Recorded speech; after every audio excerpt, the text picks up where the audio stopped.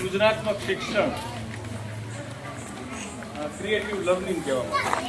આ પ્રવૃત્તિ દ્વારા તમને વિજ્ઞાનનો એક સિદ્ધાંત છે ને સમજવાનો પ્રયત્ન કરીએ છીએ.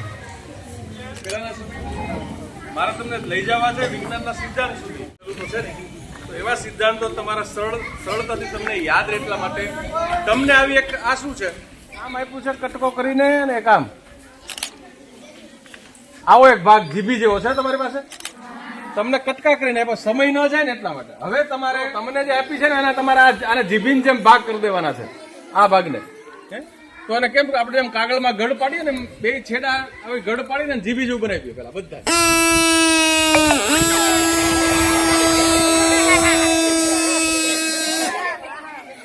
શું થયું?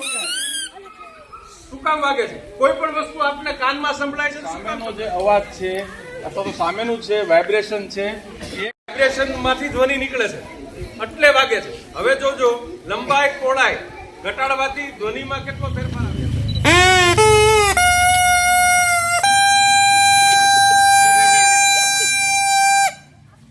તો લંબાઈ ઘટાડી